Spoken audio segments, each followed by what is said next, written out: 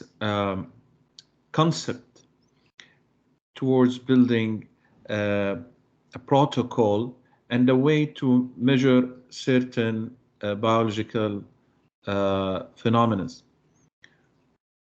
In this case, we now can see that there's the green fluorescent protein, something we can refer to as a reporter gene. It reports towards something as we send it to the biological target. And so far, we have discussed, as looked in the previous part, the idea that we can attach this reporter gene to some gene of interest. So here's the reporter gene, the GFP for short, green fluorescence protein. This has the capacity to release this interesting glowing light. And once it's attached to a gene of interest, then this light can be used in a way that we can detect through some technologies like laser-based technology and so on and so forth, to be able to measure the gene, the different, to be able to measure different things that can relate to that gene of interest. For example, the quantity of expression and so on and so forth. Lots of applications in this case.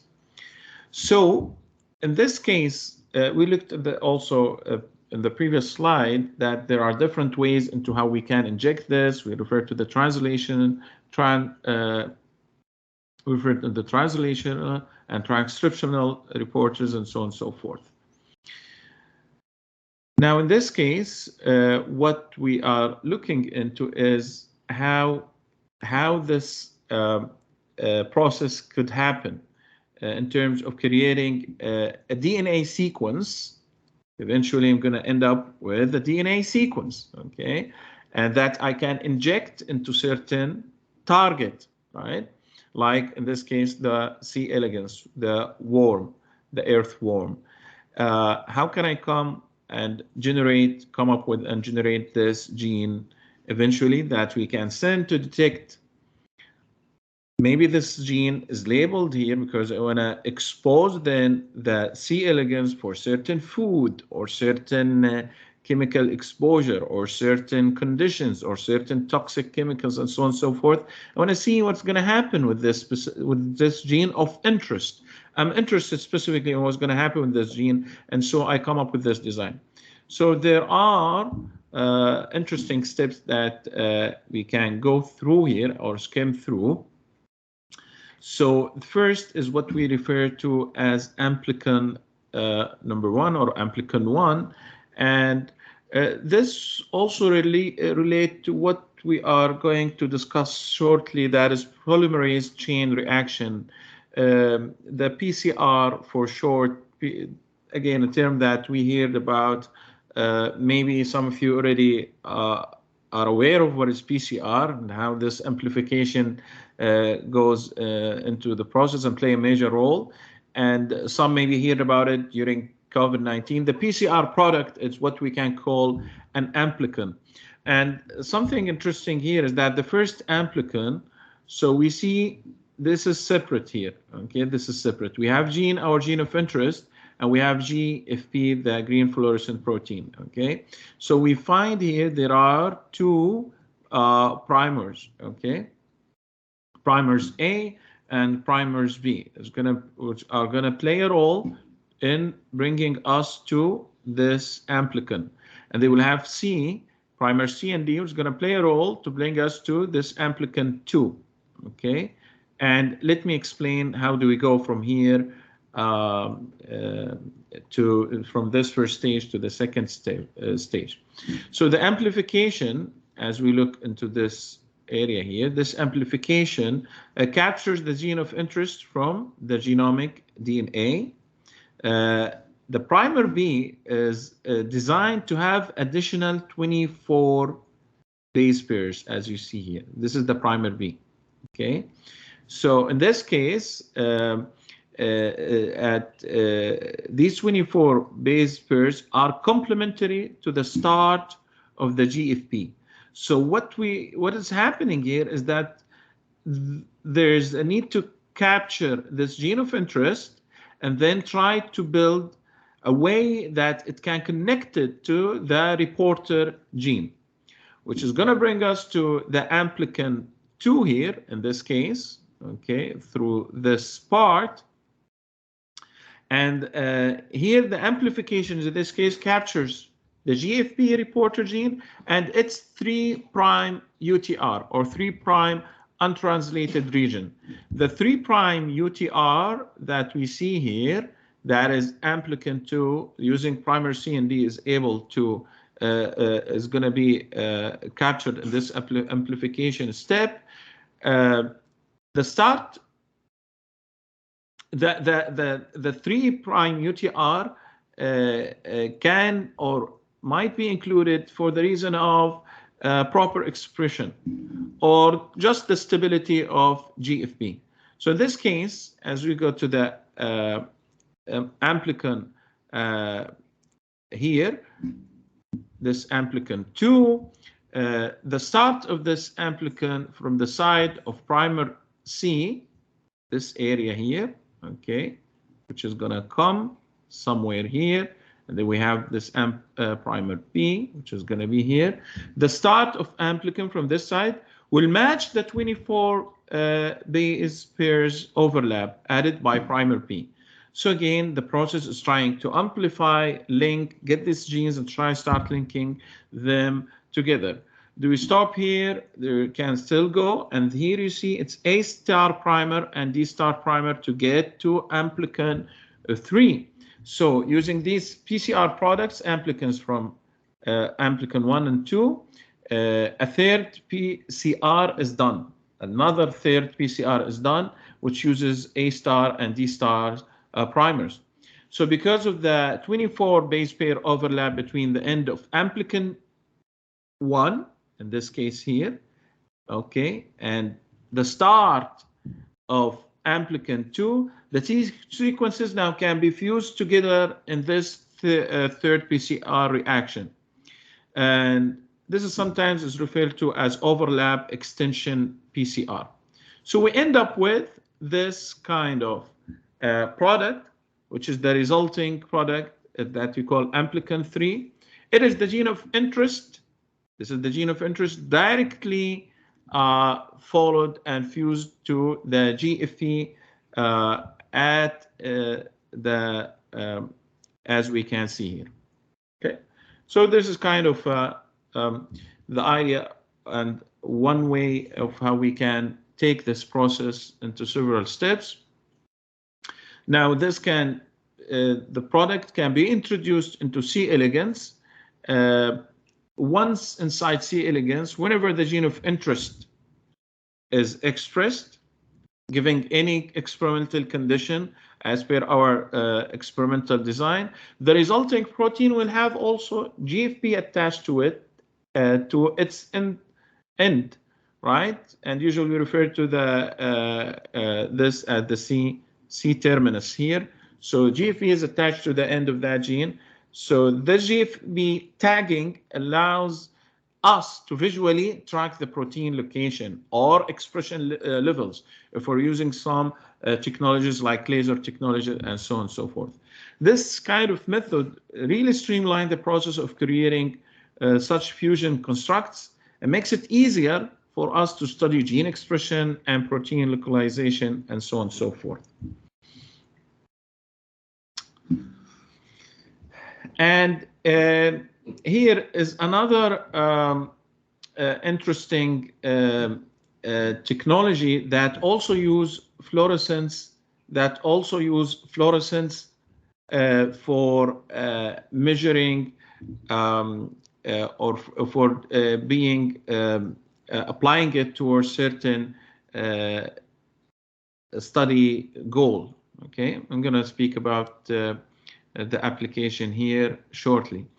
There are a few concepts here, and I'm going to skim through some of them. One of the concepts I want to highlight is what's called DNTP. Okay, DNTP. You can think of it as it's short for deoxynucleotide triphosphate.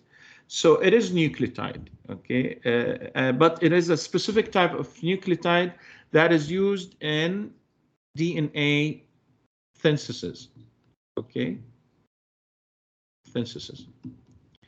And you can think of this as a modified DNA that is helpful for us to run into specific experiments. So we can use it in our technique as a building block, okay,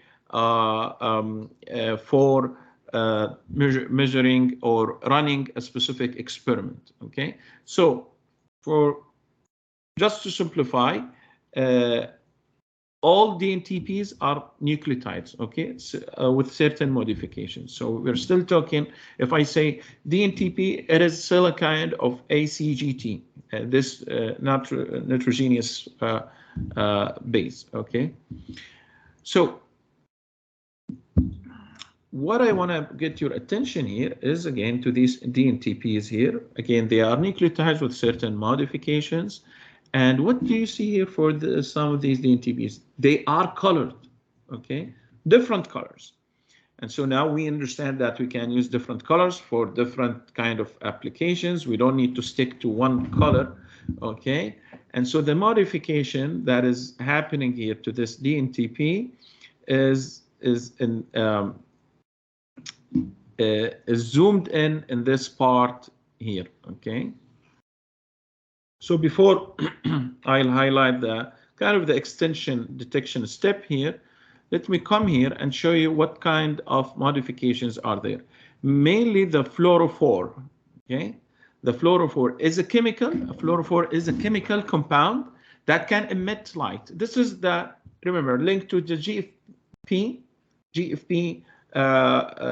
gene. We're using it for gene detection expression. Here we are attaching this fluorescence chemical, okay? And usually each type of a nucleotide, ATCG, is attached to a unique fluorophore, a different color as we see here. So this is the fluorophore part, fluorophore, which we can link to it.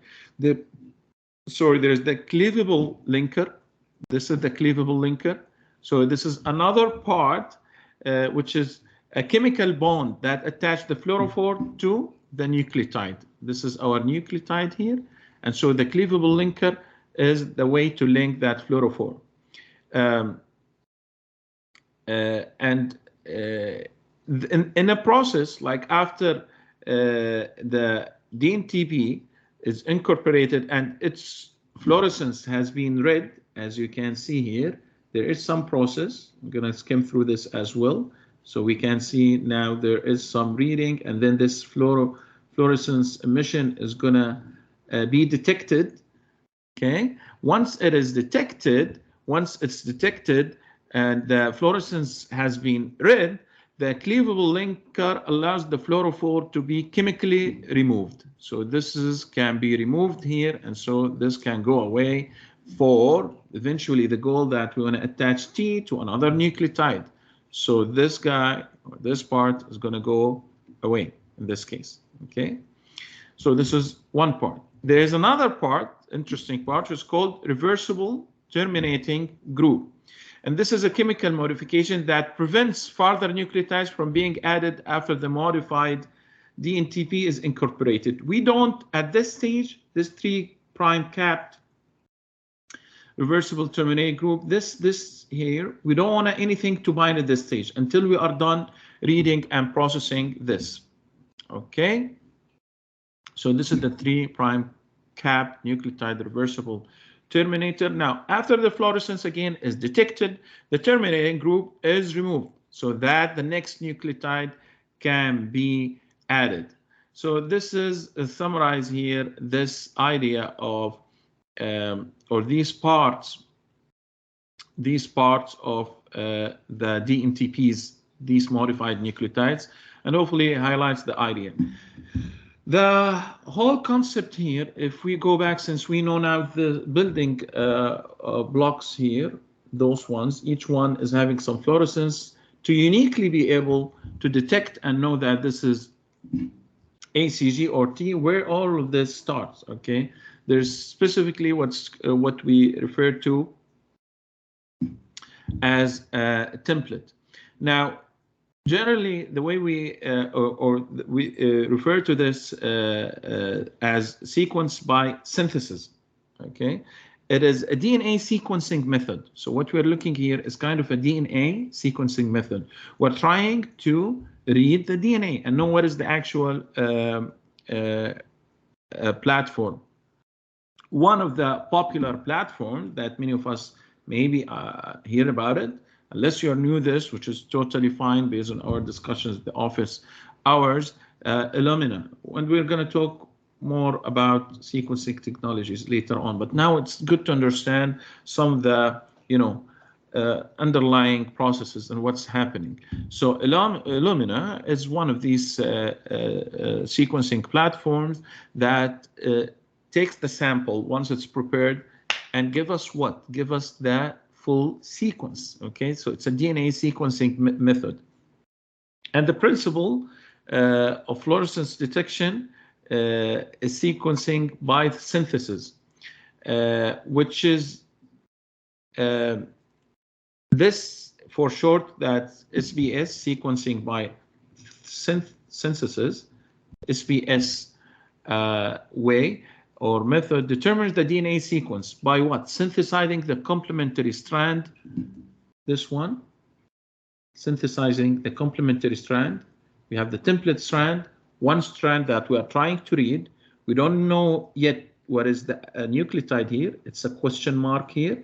So how do we know this? Well, we send our 4 DNTPs, and based on the one that is the light that's going to be emitted eventually, we will know, okay, this is T. Once we know that this is thiamine, for sure this was adenine in the template that we are reading. Okay. The DNA template of interest is this one. Okay, it is certain DNA of interest that we're interested to read is immobilized on a surface, and complementary strand synthesis begins to try to read the information in this DNA. It's very interesting process that takes, again, advantage of fluorescence technologies, fluorescence-based technology. So now we move from green fluorescence protein to fluorescent chemicals that we can attach to at the level of nucleotides, and you can see how we can use this for this synthesis process, related base process, and eventually for sequencing the DNA. Another interesting technology where we see fluorescence is to be part of, which is called fluorescence in situ hybridization, or FISH for short. And it is a molecular technique to detect and locate specific sequences on chromosome. Okay, trying to know what is the location. We're looking for the location. We're trying to know. Maybe I'm interested, I have some gene and I know where, I want to know what is the location of this gene and at which chromosome. This can be helpful for further kind of analysis. So this method also utilizes fluorescent probes that bind to only those parts of the chromosomes which they show a high degree of sequence complementarity. Okay. And of course, there's going to be some process like what we denaturing and hybridization, which we're going to also cover on once we start talking about PCR. Under certain temperature, denaturation is going to take a process which is going to separate the DNA. Then hybridization is the process where start matching the probe with the template and so on and so forth. So part of this technology is, of course, a probe design, and a probe, which also we're going to discuss a little bit more once we move to PCR. But let's have a quick discussion about this here. Is a piece of DNA. Okay, this is how I like to describe probe, is a piece of DNA. Okay, this DNA probe here. Probe is a piece of DNA, or sometimes could be RNA, that we are interested in locating within the genome. So this probe is then synthesized and also labeled with some fluorescent dye to try to be able to locate that. So this is labeling with fluorescent dye. You see the fluorescence here, and we kind of know how fluorescence is used at the or applied at the chemical level. And so there will be some steps that we will be visiting once we move to PCR technology. That's the one we are going to focus a little bit more. This FISH technology has various applications: gene mapping, detecting infections. It is one of the powerful tools in research and clinical setting to visualize specific DNA sequences. Okay. Another technology that and protocol that we can look into here, and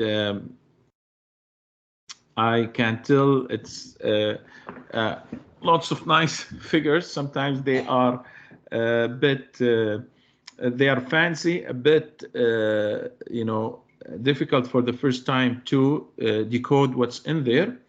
We're trying to take it step by step, but again, the idea is we understand there are different technologies that takes advantage of fluorescence, and it's not that fluorescence is only specific thing or specific color. It's now a well-developed technology with lots of applications. What we're looking here is another technology called fluorescence-activated cell sorting. And it is a technique that utilizes fluorescence to study or manipulate biological samples. And before we discussed FISH, fluorescence in situ hybridization, which is used to do, as I said, to locate specific DNA sequences. Now, FACS, that is the one that we're looking here, is fluorescence-activated cell sorting. It allows us to physically separate and collect cells based on their fluorescence characteristics from a mixed population.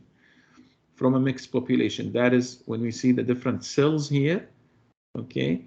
And we are having certain target cells. And once this goes through this funnel, there is some laser technology, and based on measuring again the light, we can separate these cells, okay? And then we focus on further analyzing them for specific goal of interest, thinking about a group of cells that are already there and that we had, some mixing there, and we assume that those have been subject to certain treatment, but then we want to isolate them towards capturing and measuring the specific differences in these specific types of cells. So FACS is used to sort a heterogeneous mixture of cells in a specific population. The process, cells are at first labeled with fluorescence probes. Usually these probes can bind to certain proteins. The mixed population of cells is then passed through a liquid flow chamber, as you see here. And this FACS machine, so of course, all these technologies are part of machines. And then once the cells are funneled into a single kind of file line, as each cell passes through, a laser is illuminated and any fluorescence from that cell is detected. Based on the detected cell, the machine applies an electric charge to that cell, which is going to help us to what? Allows us to be able to deflect into a particular collection tube or vessel. So again, it's this interesting technology that we can use for isolating specific cell populations. For example, imagine that we're interested in isolating immune cells from blood sample. It is also has shown applications in stem cell research, cell cycle analysis, and other types of studies. So now hopefully we have an overview of fluorescence, the origin of all of that, how it brought a major breakthrough into the domain of bioinformatics, biotechnology, and biology. Lots of developed techniques, machines, actual tools that We can go and measure depending on the goal and outcome of the experiment and the design that we want to build for our own protocol to measure specific biological entity of interest, specific biomarker, specific target, and so on and so forth. Now we move into PCR. Kind of, we already mentioned PCR right in the beginning, somewhere through the previous part and here. Polymerase chain reaction. We're going to dive a little bit into the polymerase chain reaction, which is this interesting technology that is going to look into specific area of interest in the DNA and try to amplify it. And this process of amplifying it can be very helpful to detect gene expression, for example. So PCR is certainly a golden standard technology and technique in measuring gene expression. There is a bit of history related to that. So in 1983, Karim Mullis, the person you see here, invented the PCR that eventually got him the Nobel Prize. The PCR that was invented, it is a set of, it is this reaction that's going to be executed through a set of steps. One of the major steps is denaturation, that is trying to separate the DNA. And so we're going to watch this even through an animation, the coming slide.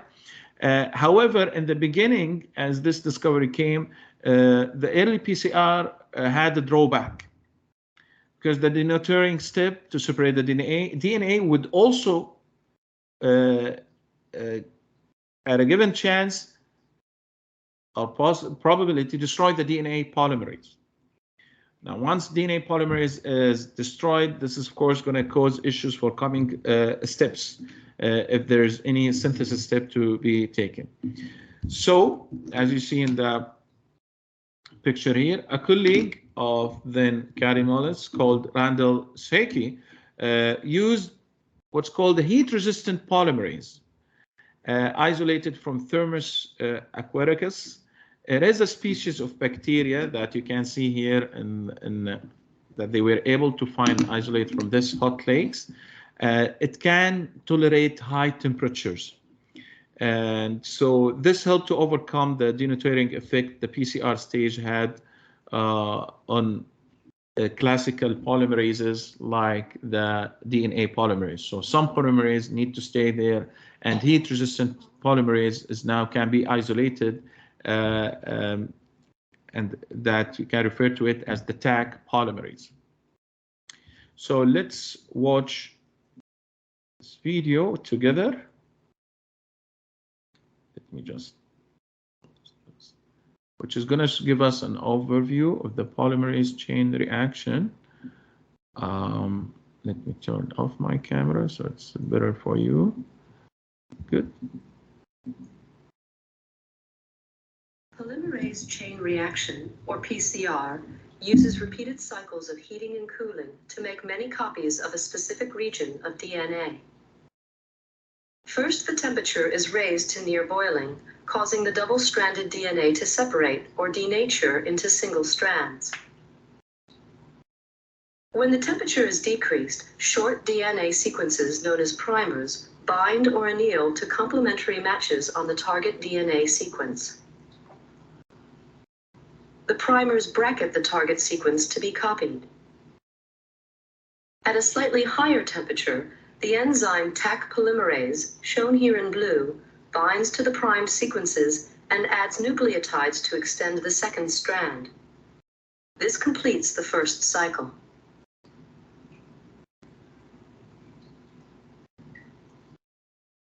In subsequent cycles, the process of denaturing, annealing, and extending are repeated.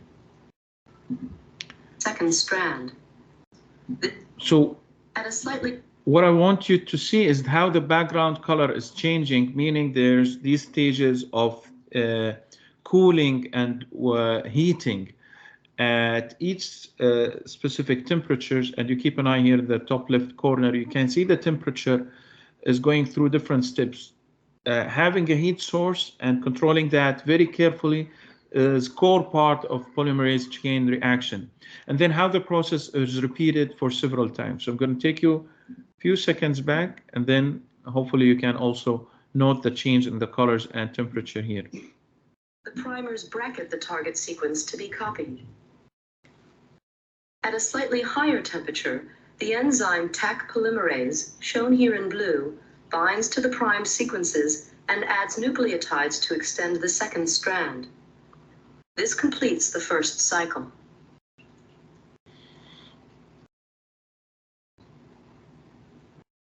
In subsequent cycles, the process of denaturing, annealing, and extending are repeated to make additional DNA copies.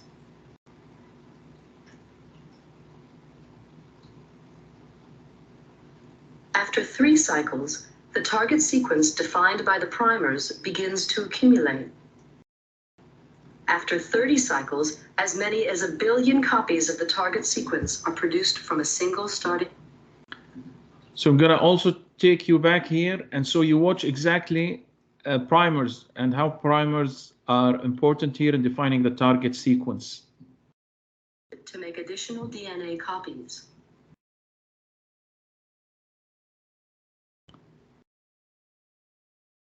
After 3 cycles, the target sequence defined by the primers begins to accumulate. After 30 cycles, as many as 1 billion copies of the target sequence are produced from a single starting molecule. This is how amplification happens through polymerase chain reaction. And here we're moving to, again, a diagrammatic representation for that. So I'm going to watch another a few minutes explaining the DNA amplification.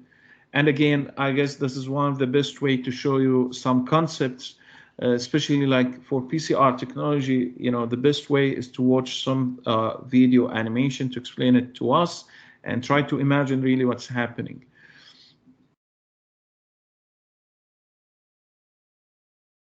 The polymerase chain reaction, in short, PCR, is a standard laboratory method applied in molecular biology for the amplification of specific segments of double-stranded DNA.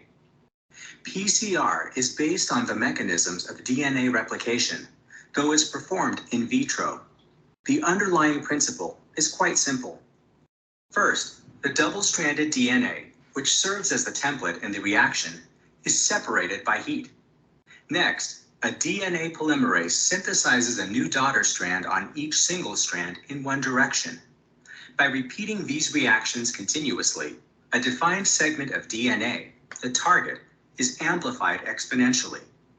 This and the high specificity of the reaction enable the amplification of target DNA segments from even very small amounts of template DNA. So, what are the detailed reaction steps in a PCR?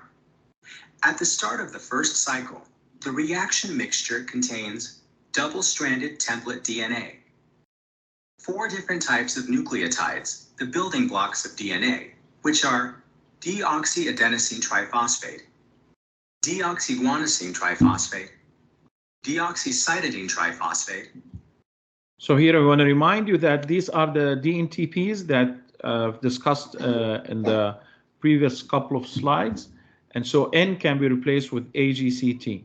And again, these part of designed, what you can think of as design nucleotides with that we can target or use in our experiment. And deoxythymidine triphosphate, a double-stranded template DNA. 4 different types of nucleotides, the building blocks of DNA, which are deoxyadenosine triphosphate, deoxyguanosine triphosphate, deoxycytidine triphosphate, and deoxythymidine triphosphate. A special heat-stable DNA polymerase, which still functions after heating to high temperatures to denature the DNA. Such thermostable polymerases originate from thermophilic bacteria. For example, Taq polymerase from the microorganism Thermus aquaticus. Finally, 2 different primers. These are short sequences of nucleotides that serve as sequence-specific starting points for DNA synthesis. DNA polymerases bind to the primers, using them to attach new nucleotides to form a new DNA strand. Each primer facilitates the amplification of the bound DNA in one direction, restricting the strand's length to the desired target on one side. The PCR now proceeds as follows. The temperature is increased to approximately 90 to 95 degrees Celsius to denature the DNA and separate the strands. Next, the temperature is decreased to 50 to 60 degrees Celsius for the primers to attach to the complementary DNA sequences. This process is called annealing. During the elongation step, the temperature is increased again to around 70 degrees Celsius, the optimal temperature for DNA polymerase activity. The enzyme attaches nucleotides to the primer's 3' end, extending the strand in this direction. Each attached nucleotide thereby serves as the attachment point for the next complementary nucleotide. In the first amplification cycle, 2 long DNA strands are obtained, which exceed the desired target on one side. The DNA fragment to be amplified is now present in 2 double strands and therefore duplicated. During the second cycle, the temperature is increased again to 90 to 95 degrees Celsius. The double-stranded DNA molecules in the reaction mixture denature. Next, the temperature is decreased to the annealing temperature again. The primers dock onto their specific DNA sequences. DNA polymerase then synthesizes the complementary DNA strands at approximately 70 degrees Celsius. After the second cycle, the DNA present in the reaction mixture has doubled once more. Now, there are already 2 DNA fragments corresponding in length to the target DNA segment. In the third cycle, the amount of DNA present doubles again by undergoing the process of denaturation, annealing, and elongation. With each subsequent PCR cycle, the number of DNA molecules of desired length increases rapidly. Correspondingly, the amount of variable length segments increases comparably slower and becomes negligible.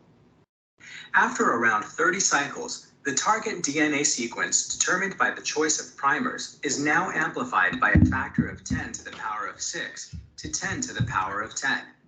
This factor depends on the amplification efficiency. The amplified DNA can now be analyzed.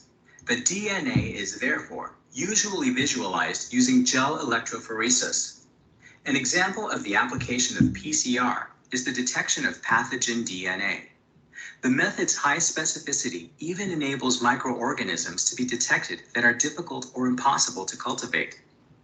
Alternatively, the DNA can be further used and transferred, for example, into a bacterial genome. This genetic engineering method is used to produce therapeutic proteins like recombinant human insulin.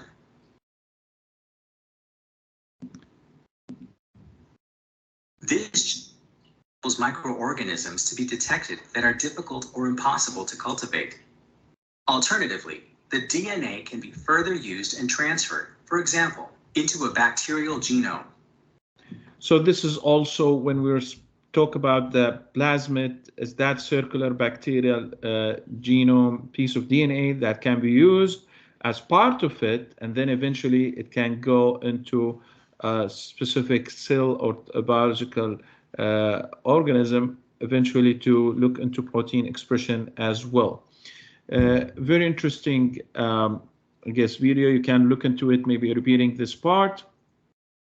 And I think it very well highlights the steps of the polymerase chain reaction. As we saw in this animation, there's a denature step and there's annealing step at different temperatures, which allow the primers to be there.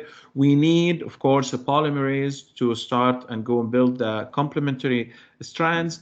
Eventually, it's going to happen after some number of cycles, usually 20 to 30 cycles. We're going to end up with millions and millions of copies. And this is exponential relationship given the number of cycles.